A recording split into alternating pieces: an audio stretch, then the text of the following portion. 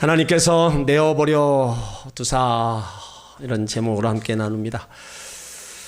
우리가 살아가면서 누군가의 버림을 받는다, 그러면 삶의 의욕이 없을 겁니다. 더욱이 사랑하는 사람들로 인해서 버림을 받는다면 아마 더 살기가 힘들고 그것으로 인해서 목숨까지 끊는 경우도 있습니다. 이렇게 사람을 통해서도 버림을 받는다면 엄청난 결과가 다가오는데, 하나님으로부터 버림받는다면 어떻게 될까요? 하늘과 땅과 그 가운데 있는 모든 것을 지으신 하나님, 우리 인간의 생사화복을 주관하시는 그 하나님께 우리 인간이 버림받는다면 어떻게 될까? 그 버림받은 자의 운명은 하나님의 심판을 받습니다. 그래서 오늘 우리가 읽은 말씀에 보면 버림받은 그 인간의 모습을 다 말씀하고 있어요. 오늘 우리 인간의 모습이 얼마나 악하고 추하고 또 우상 숭배하며 살아가는지 말씀을 통해서 알고, 이러한 인간을 하나님의 은혜로 예수 그리스도를 믿음으로 여기에서 우리를 자유케 해주신 것에 대해서 감사하고 또 감사하는 시간이 되시기를 바랍니다. 오늘 24절에 보면 그러므로로 시작합니다. 이 그러므로는 복음을 받아들이지 않으면 어떻게 되느냐, 복음을 받아들이지 않으면 하나님의 진노가 임할 수밖에 없다는 겁니다. 그 이유는 죄 때문입니다. 복음에는 하나님의 의가 나타납니다. 하지만 죄에는 하나님의 진노가 나타날 수밖에 없어요. 하나님의 진노 앞에서 그 누구도 핑계할 수 없다고 했습니다. 하나님은 하나님 마음, 우리 인간의 마음 속에 하나님을 알 수 있는 것을 심어주셨습니다.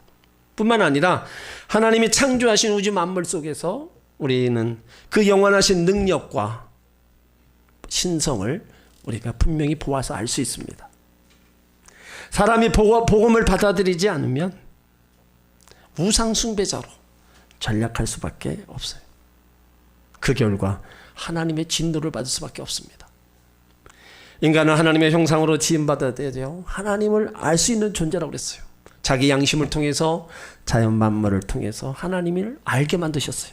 그럼에도 불구하고 하나님을 알 때 하나님을 영화롭게도 아니하고 감사치도 아니하는 죄에 빠진 인간을 하나님께서 내어버려 두신다는 겁니다. 오늘 24절에 버렸다는 것은 포기해버렸다, 단념해버렸다, 종교적인 버림을 당하는 걸 얘기합니다. 그러니까 하나님께 버림받은 인간은 심판을 받을 수밖에 없다는 거예요. 심판에는 몇 가지 다른 면이 있습니다. 심판의 모양이 다릅니다. 죄를 지었을 경우에 당장 벼락을 내리든지 병이 걸린다든지 사업이 무너진다든지 여러 가지 형태로 어려움을 만나게 됩니다. 사람들은 이것을 심판이라고 생각합니다. 근데 그렇지 않을 때도 있어요. 안 되는 장사가 잘 되는 것이 심판일 수도 있습니다. 병들었던 사람이 건강해지는 것도 심판일 수가 있어요. 왜 그러냐면 오히려 잘 되는 그것으로 인해서 망하기 때문입니다. 그 죄인의 입장에서 보면 오히려 형통이 오히려 망함이 되는 경우도 있어요. 심판은 실패만이 심판이 아니라 때로는 성공도 심판이 될 수 있다는 겁니다. 심판의 시간은 바로 올 수도 있고 늦게 올 수도 있습니다. 심판의 시간이 내 생각한 시간에 없다고 해서 없는 게 아니라 언제나 반드시 온다는 거예요. 반드시 축복과 심판은 있습니다. 다만 우리가 그 시간을 알 수 없을 뿐이라는 거예요. 그 심판은 누구를 통해서 오느냐? 누구를 통해서 이루어지느냐? 이웃으로부터, 어떤 때는 또 원수로부터, 때론 사랑하는 사람을 통해서 주어지기도 합니다. 축복도 저주도 마찬가지입니다. 하나님은 인간을 통해서, 환경을 통해서, 조건을 통해서 또 주시기 때문이라는 거예요. 그 하나님이 하시는 그 심판, 모양과 시간, 언제 오는지는 모르지만 반드시 임한다는 거예요. 또 심판에는 두 가지가 있습니다. 종교적 심판이 있습니다. 우리 인생을 다 끝난 다음에 하나님 앞에 설 때가 있어요. 죽은 뒤에 선악간에 심판이 있다고 얘기합니다. 히브리서 9장 27절에 한 번 죽는 것은 사람에게 정한 것이요 그 뒤에는 심판이 있으리라. 그리고 현재적 심판이 있어요. 오늘 본문에서 말한 것처럼 하나님께서 내버려 둔다는 겁니다. 하나님께서 내버려 둔다. 그러면 자유자재로 살 수밖에 없는 거예요. 죄를 지으면서도 그것이 죄인 줄 모르고 악을 행하면서도 그것이 잘못인지도 모르고 그렇게 살아갈 수밖에 없습니다.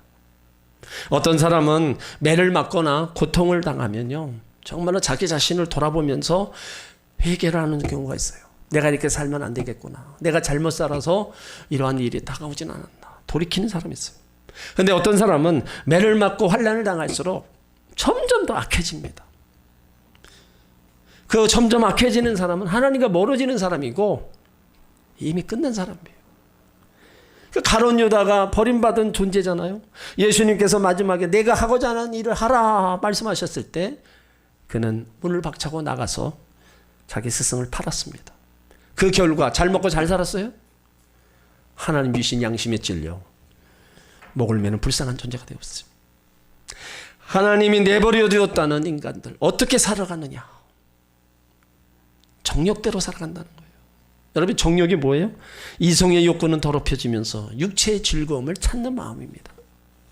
성경적으로 볼 때 금지된 즐거움을 찾는 거예요.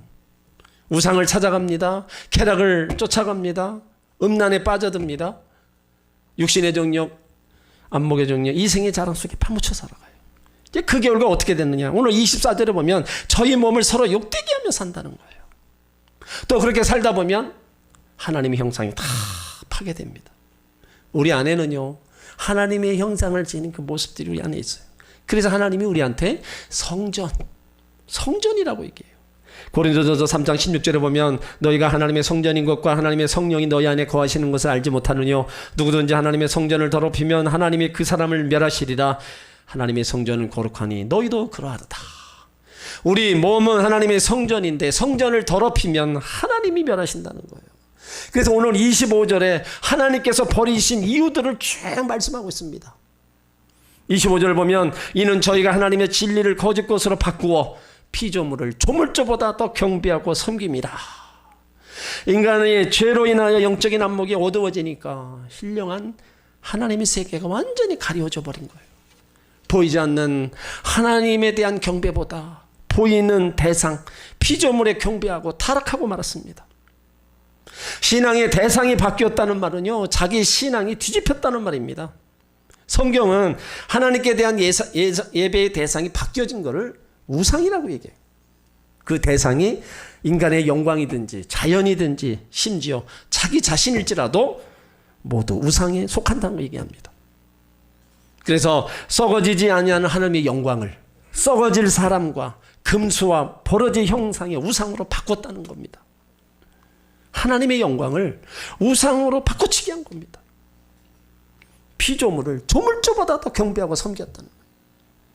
여러분, 우리가 하나님 섬기는 것은 유일신입니다. 우리 신앙의 대상은 오직 하나님 한 분밖에 없어요. 여러분, 우리가 얼마나 행복한 사람인지 여러분 아세요? 내가 뭘 행복하냐? 내가 뭐 가진 게 뭐니까 몸이 건강하냐? 내가 뭘 행복한 사람이냐? 이렇게 생각한다면 여러분, 주님 안에서 얻은 그 생명에 대한 가치를 모르는 겁니다. 참 인간의 참다운 행복이 어디 있습니까? 돈, 명예, 지위, 권력? 물론 그것을 통해서도 잠시 행복을 누려요. 그렇지만 그것은 멀리 못 갑니다.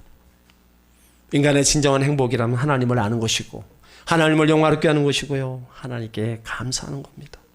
그리고 나에게 영원한 생명을 주신 그 하나님의 기쁨이 되고 보람이 되는 거예요. 여러분, 하나님을 기뻐해 보십시오. 하나님은 우리의 소원을 이루어 주신다는 거예요. 시편 37편 4절에 또 여호와를 기뻐하라. 저가 네 마음의 소원을 이루어 주시리라. 이 행복을 알았던 바울은 오늘 21절에서 주는 거 영원히 찬송할 이시로다 고백하고 있어요. 그러니까 이 행복을 우리들도 마찬가지입니다. 이 바울의 고백을 우리도 할 수 있어야 돼요. 계속해서 26절로 27절에 보면 하나님이 내어려 버려 두시니까 저들이 도덕적 죄와 윤리적 죄에 빠져들어갑니다. 자, 26절, 27절을 다 같이 읽습니다. 이를 인하여 하나님께서 저희를 부끄러운 욕심에 내어버려 두셨으니 곧 저희 여인들도 순리대로 쓸 것을 바꾸어 영리로 쓰며 이와 같이 남자들도 순리대로 여인 쓰기를 버리고 서로 향하여 음욕이 불미듯 하며 남자가 남자로 더불어 부끄러운 일을 행하여 저희의 그릇 때문에 상당한 보응을 자신에 받았느니라. 성경에서 제일 부끄러운 말씀이 이 말씀입니다. 인간이 하나님을 떠남으로 빠진 가장 심각한 죄가 성적 타락이에요. 그 중에서 가장 더러운 것이 동성애입니다. 이 동성애에 대해서 지금 죄를 기록하고 있는 거예요. 성범죄는 어느 시대나 그 시대상에 어느 정도인지를 짐작하는 겁니다. 만일 동성애가 유행하고 사람들이 그것을 당연한 것으로 용납하는 사회가 되면 그 사회는 치료 불가능한 겁니다. 이건 종말의 현상이에요. 소돔과 고모라 성의 멸망은요, 성적 타락과 동성애 결과입니다. 하나님이 허락하신 성은요, 고귀한 목적과 엄격한 질서를 가진 축복이에요. 처음부터 남녀가 성관계를 할 수 있도록 허락한 것은 결혼뿐입니다. 그러나 하나님을 떠난 인간은 결혼이라는 틀 속에서 만족하기를 거부해요. 결혼이라는 자연 진리를 벗어버리고 금지된 쾌락을 즐기려고 발버둥칩니다. 오늘 26절에 보면은요, 그 여자의 동성애가 먼저 나와요. 여자들도 순리대로 바꾸어 영리를 썼다. 그 여인들, 당시 여인들의 타락의 농도를 얘기합니다. 27절, 남자들에 대해서도 노골적으로 표현을 썼어요. 여러분, 동성애 문제는 그 당시 로마에서만 해당된 이야기가 아닙니다. 오늘날 선진국이요, 온통 동성애자로들 가득 차 있습니다. 같은 남자인데 한 남자는 이슬을 빨갛게 바르고 치마를 입고 다니고, 한 남자는 또 핸드백을 들고 다니고, 머리를 길게 하고. 여러분, 세상 문명의 몰락을 보는 겁니다. 그러니까 선진국에 동성애 빠진 사람들이 수없이 많아요. 이 문제는 우리나라도 문제입니다. 동성애자들이 부부로 호적 신고하면 결혼 증명서와 유산 증명서를 발급해줘서 정식적으로 부부들과 똑같은 혜택을 누리게 한다고 합니다. 그러니까 한마디로 동성애는 법적으로 인정하는 거예요. 여러분, 왜 동성애가 무서운 죄예요? 창조 질서를 깨트리는 겁니다. 하나님이 에덴 동산에서 남자와 여자를 짝지어서 살게 했어요. 이것이 가정 제도고 창조의 섭리입니다. 그런데 인간들이 하나님의 법을 뒤집어 놓았어요. 순리대로 쓸 것을 바꾸어 영리로 썼다. 하나님의 법을 뒤집어 놨다는 거예요. 이런 추악한 죄악 속에 빠지게 되자 응분의 결과가 찾아옵니다. 27절에 보면 저희 그릇 때문에 상당한 보응을 그 자신이 받는다는 거예요. 자기가 지은 죄값은 자기가 받는다는 거예요. 하나님을 인정하지 않는 사람들은요, 자연히 자신을 제일로 여깁니다. 그러면서 온갖 더러운 일을 자행하는 거예요. 28절에 보세요. 또한 저희가 마음에 하나님 두기를 싫어하며 하나님께서 저희를 그 상실한 마음대로 내어버려 두사 합당치 못한 일을 하게 하셨다. 하나님이 어디 있느냐, 나와보라고 해라. 심지어 예수 믿는 사람들도 하나님이 어디 계시냐. 우리 어머니가 권사고, 우리 아버지가 장로인데 우리가 왜 열심히 신앙생활하는데 왜 이렇게 못 사느냐. 원망하며 불평하는 사람도 있습니다. 그러니까 이러한 사람을 가리켜서 하나님 섬기기를 싫어하는 자, 저희가 마음에 하나님 두기를 싫어한다. 이렇게 얘기를 하고 있어요. 하나님은 자연 만물과 인간의 역사 속에서 자기를 나타내셨습니다. 인간들에게 그것을 알 수 있는 지적, 도덕적, 영적 능력을 부여했어요. 그럼에도 불구하고 인간은 하나님을 거부하고 우상 숭배와 온갖 죄악으로 살아왔습니다. 하나님은 자기 백성 위에 굉장히 냉정하신 일면도 있으세요. 물론 하나님의 속성은 공의로우신 분입니다. 그러나 하나님은 자신을 믿고 섬기고 의지하는 자들의 하나님이십니다. 하나님과의 관계가 없는 자들은 바로 그들 마음대로 내버려 두는 거예요. 그래서 그들은 이미 하나님께 버림받은 존재입니다. 버림받은 인간은 마귀가 조종하는 거예요. 그 마음속에 온갖 더러운 타락의 열매를 맺게 하여 비참한 인간으로 전락시켜버립니다. 29절 이하에 보면은 하나님이 버린 인간들, 인격의 타락한 자의 죄에 대해서 아주 자세하게 설명하고 있어요. 29절에 보면 인간의 근본적인 죄가 나옵니다. 불의, 추악, 탐욕, 악입니다. 여러분, 불이라는 것은 하나님의 진리를 거부하고 하나님이 기뻐하지 않는 악을 행하는 것을 말해요. 그러니까 모든 불의는 죄라고 얘기합니다. 야고보서 4장 17절에도 이러므로 사람이 선을 행할 줄 알고 행치 아니하면 죄다. 선을 행할 줄 알면서도 행치 않으면 그것도 죄라는 거예요. 그러니까 우리가 살아가면서 죄가 아닌 것이 하나도 없습니다. 사랑해야 될 줄 알면서도 사랑하지 않으면 그것이 죄라고 그랬어요. 그런데 죄 중에 가장 큰 죄가 뭐느냐? 예수 믿지 않는 죄라는 거예요. 요한복음 16장 9절에 죄에 대하여 하면 저희가 나를 믿지 아니하며, 예수님을 믿지 않는 것, 죄 중에서 가장 큰 죄요. 바로 그 죄로 말미암아 이제 영원히 지옥 갈 수밖에 없는 거예요. 다른 죄는 회개하면 용서받습니다. 그렇지만 예수 안 믿는 죄는 용서받을 수 없는 거예요. 하나님이 예수 그리스도를 이 땅에 보내신 것은 세상을 심판하기 위함이 아닙니다. 인간의 근본적인 죄의 문제를 용서해 주시기 위해서 이 땅에 오신 거예요. 요한복음 3장 17절에 하나님이 그 아들을 세상에 보내신 것은 세상을 심판하려 하심이 아니요 저로 말미암아 세상이 구원을 받게 하렵니다. 불의는 의와 반대되는 것으로서 하나님을 향하지 않고 반대로 가는 길을 얘기하는 거예요. 그러니까 그 길은 복된 길이 아니라 저주의 길입니다. 그 다음에 추악, 다른 사람을 해치려는 마음, 악한 생각이죠. 악의가 행동으로 나타난다는 악마적 행위를 의미합니다. 그러니까 이러한 마음은 사탄의 마음인데 인간의 부패성과 더러운 생각이 인간의 타락한 본성을 자극한다는 거예요. 그래서 이런 마음을 우리 가운데 없애려면 뭐예요? 우리의 마음을 하나님 말씀으로 다 다스려야 돼요. 또 탐욕입니다. 오직 물건에만 욕심이 내는 겁니다. 물질을 하나님 위치에 바꿔놓고 물질만 탐하는 것은 이는 우상숭배다 얘기하고 있어요. 또 탐욕은 더 많이 가지고자 하는 터무니없는 욕망입니다. 여러분, 사람이 망하는 이유가 뭔지 아세요? 욕심 때문에 망하는 거예요. 근데 그 욕심은 아무리 가져도 끝이 없는 거예요. 마치 바닷물을 마시는 것과 똑같습니다. 욕심이 잉태한 주 죄를 낳고 죄가 장성한 자 사망을 낳는 거예요. 그 시작이 바로 욕심이라는 거예요. 그 다음에 악이 사악한 마음을 가리킵니다. 남을 해하고자 하는 마음, 악한 생각은 악한 행동을 낳습니다. 악의는 구부러진 마음인데 추악이 외적인 거라면 악의는 내적인 악을 가리키는 거예요. 이렇게 인간의 근본적인 죄, 불의, 추악, 탐욕, 악의가 있고 이제 사람에 대해서 사람의 심적인 죄가 있어요. 자, 시기가 나옵니다. 남이 잘 되는 것을 보면 배 아파하는 거, 살인, 육체적 살인뿐만 아니라 정신적 미움도 살인입니다. 요한에서 3장 15절 그 형제를 미워하는 자마다 살인하는 자니 살인하는 자마다 영생이 그 속에 거하지 아니한 것을 너희가 아는 바라. 그러니까 살인죄는 하나님의 형상대로 지음받은 인간을 죽이는 거예요. 이거 하나님의 형상을 파괴한 죄입니다. 그 다음에 분쟁, 남을 쳐서 넘어뜨리는 거예요. 자기의 유익을 위해서 당을 만들어 다른 사람과 싸우는 겁니다.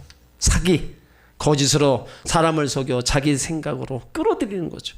그러니까 대부분 믿을 만한 사람에게 당하는 것으로 배신감이 크다는 거예요. 그 다음에 악독, 악한 성질, 간악한 마음, 이겁니다. 또 29절에 수근수근거림이 남에게 표현되는 죄입니다. 은밀한 곳에서 남을 비방하거나 모함하거나 헌담하는 것을 얘기해요. 그리고 30절에 계속 나옵니다. 비방하는 자, 대적하여 말하는 자. 숨어서 비방하고 수근거린 거는 대조되지만 똑같이 남을 악평하는 겁니다. 또 하나님이 미워하는 자란 두 가지입니다. 하나는 하나님이 미워하는 자를 말하고 또 하나는 하나님을 미워하는 자예요. 하나님을 미워하거나 하나님이 미워하거나 손해보는 쪽은 결국 우리 인간들이라. 그 다음에 능욕하는 자, 하나님을 두려워할 줄 모르고 타인을 경멸하는 겁니다. 악의를 갖고 타인을 해하며 타인의 자유와 인권을 유린하는 자를 말해요. 또 교만한 자, 높이 나타내는 자죠. 타인을 멸시하고 자신의 우월감에 빠져 사는 사람. 또 자랑하는 자, 자신의 육신의 것이나 세상 것을 자랑하는 자, 교만한 자와 똑같죠.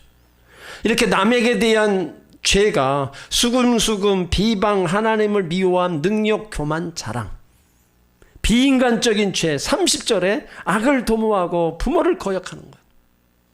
악을 도모하는 자는 뭐예요? 악한 일을 지어내는 자입니다. 다른 사람 공모하는 것이 특징이에요. 부모를 거역하는 거, 부모 경경치 않는 거. 31절에 비인간적인 죄가 계속 이어지고 있어요. 우매한 자, 이해력이 없고 사리 분별이 없고 은혜에 대한 지각이 없는 자, 이런 자는 하나님께 감사할 줄도 모른다는 거예요. 배약하는 자, 약속을 지키지 않는 자를 가리킵니다. 성도는 한 번 약속한 것은 하나님이든 사람이든 자기가 해로울지라도 지켜야 된다는 겁니다. 무정한 자라는 것은요, 애정이 없는 자를 가리키는 겁니다. 인간 사회에서 사랑이 없는 자를 얘기해요. 무자비한 자, 타인의 어려움을 보고도 자비로운 마음을 상실한 것을 얘기합니다. 여러분, 여기 나온 게 21가지입니다. 근데 이런 것들은요, 아담의 범죄로 인한 죄가 우리 인간의 마음에 들어옴으로부터 시작됐어요. 그래서 그 마음에 하나님을 상실한 결과로 오는 현상들입니다. 여러분, 죄로 말미암아 오는 영향력은 엄청 큽니다. 모든 것들이 죄로 말미암아 다 왔어요. 가난도 죄로 왔고요, 저주도, 질병도, 고난도, 아픔도 다 죄의 결과입니다. 그리고 오늘 32절에 보면 이 죄의 결과가 사형에 된다고 얘기하고 있어요. 21가지 하나님 말씀에 비추어 볼 때 그 형벌이 사형이라는 거예요. 왜요? 죄의 싹은 사망이기 때문에. 왜 이런 죄가 인간에게 왔어요? 오늘 그것을 하나님이 딱 3가지로 딱 집어서 얘기를 하고 있어요. 하나님께서는 사람들로 하여금 하나님을 믿을 수밖에 없도록 최선을 다했는데 사람들이 하나님을 믿지 않았기 때문에 내버려 뒀다는 거예요. 24절에 마음의 정욕대로 더러움에 살게 내버려 뒀다. 26절에 부끄러운 욕심 가운데 내버려 뒀다. 28절에 상실한 마음대로 내버려 뒀다. 네 마음대로 한번 해보라 이거예요. 그렇게 하나님을 믿을 수 있게끔 하나님 당신을 여러 모양으로 나타내 보이셨는데 그것을 믿지 않으니까 이제는 하나님에게 내버려 두는 거예요. 여러분, 하나님은요, 우리를 그냥 이 땅에 보내놓고 그냥 내버려 두지 않으셨어요. 하나님도 최선을 다하셨어요. 우리가 예수 믿고 구원받아 하나님 백성 되게끔 하나님은 하나님 나름대로 최선을 다하셨어요. 그러나 그렇게 하셨었는데 우리가 말을 듣지 않고 결국 하나님이 그냥 버리신 거예요. 그러니까 하나님이 버렸기 때문에 심판이 임할 수밖에 없는 겁니다. 여러분, 우리가 하나님 앞에 완전하십니까? 오늘 위에서 언급한 이 죄에 자유하세요? 정말로 이것에서 하나님 앞에 완전하고 이 죄에서 자유하다면 하나님 없어도 되겠다 큰 소리 치겠죠. 그렇지만 죄에서 자유한 사람은 하나도 없습니다. 그렇지 못하기 때문에 하나님의 무서운 심판을 받을 수밖에 없는 거예요. 그냥 두면 심판과 형벌을 면할 길이 없습니다. 죄는 반드시 하나님의 심판받습니다. 인간 가운데 죄 짓지 않는 사람 누가 있겠어요? 모든 사람들이 우상 숭배와 성적 타락과 반사회적 죄를 범하고 있어요. 모두가 하나님 진노 아래 있습니다. 누가 죄와 죄로 인한 하나님의 진노에서 구원받을 수 있냐 이거예요. 어떻게 무서운 하나님의 진노를 벗어날 수 있냐 이거예요. 여기에 예수님의 대속의 은혜가 필요한 겁니다. 복음의 필요성이 바로 여기 있는 거예요. 모든 죄의 문제를 해결하기 위해 오신 예수님을 믿는다면 하나님의 진노에서 벗어날 수 있습니다. 복음에는 하나님의 의가 계시되어 있습니다. 그래서 누구든지 복음을 믿으면 하나님 앞에서 구원받아 의로운 존재가 되는 거예요. 넘어서 1장 16절에 내가 복음을 부끄러워하지 아니하노니 이 복음은 모든 믿는 자에게 구원을 주시는 하나님의 능력이다. 복음, 복된 소식입니다. 생명을 주시는 복된 소식, 죄에서 자유함을 주시는 복된 소식, 천국을 주시는 복된 소식이에요. 여러분, 이 복음을 부끄러워하면 안 됩니다. 복음은 구원을 주신 하나님의 능력이고요, 믿음으로 살게 합니다. 그래서 예수님만이 더 귀하다 고백하며 살아갈 수 있게 만드는 것이 바로 복음입니다. 이 복음을 믿는 사람들은요, 과거의 나의 상태를 잘 알고 이 복음으로 말미암아 죄에서 자유함을 누리고 있으며 우리는 감사해야 됩니다. 여기 21가지 나오는 이 죄, 이걸 우리가 어떻게 감당을 해요? 이것으로 말미암아 결국은 죽음에 이르는 것인데, 여기서 이런 죄에서 내가 자유함을 얻고 내가 천국 백성으로 살아가고 있다. 이거는요, 정말로 그 은혜와 사랑 감사하지 않을 수 없는 겁니다. 그 은혜를 주시고 그 생명을 주신 하나님을 우리가 사랑할 수밖에 없는 거예요. 아직도 복음을 믿지 않는 분들은 복음을 믿으시길 바랍니다. 왜요? 복음을 받아들이지 않으면 하나님의 진노가 임할 수밖에 없어요. 복음에는 하나님의 의가 나타나지만 죄에는 하나님의 진노가 나타납니다. 그냥 두면 이 땅에서도 가난과 질병과 저주 속에 고통 속에 지내고 죽어서도 심판과 형벌을 면할 길이 없습니다. 하나님을 거부하고 하나님을 싫어하는 자의 삶은 하나님의 심판이 있습니다. 여러분, 우리는 사람에게도 버림받으면 안 돼요. 더 나가서 하나님께 버림받으면 절대로 안 됩니다. 그 하나님께 버림받으면 모든 게 끝나는 거예요.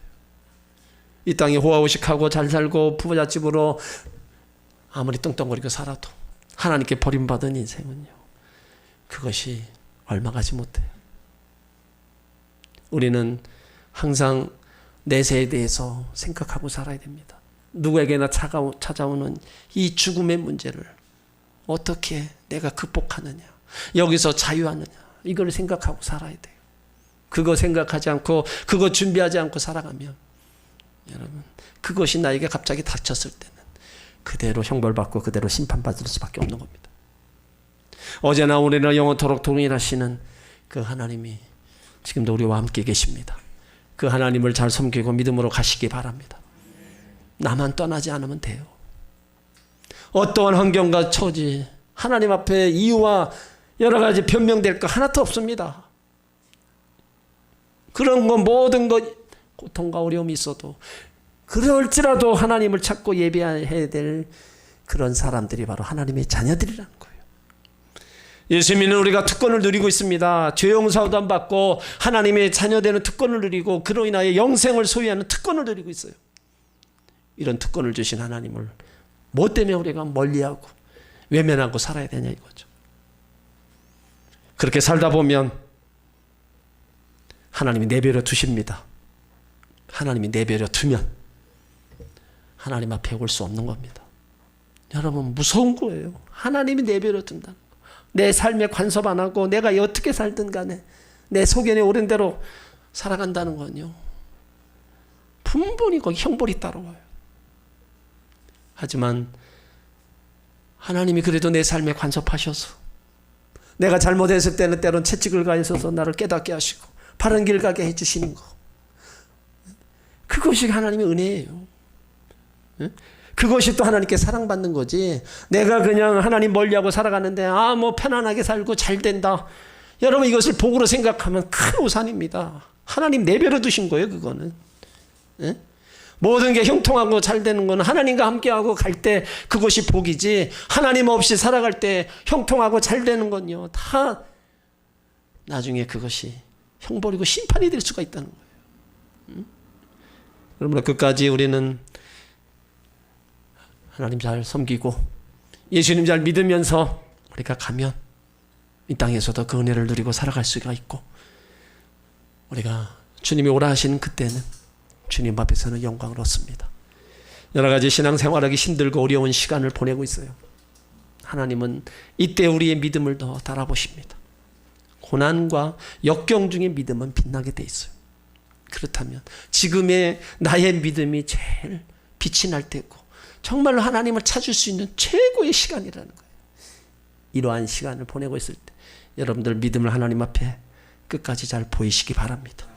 그러면 하나님도 인정하시고 하나님이 은혜를 베풀어 주신 그 은혜가 우리 삶 속에 아름답게 보여질 줄 믿습니다. 기도합니다.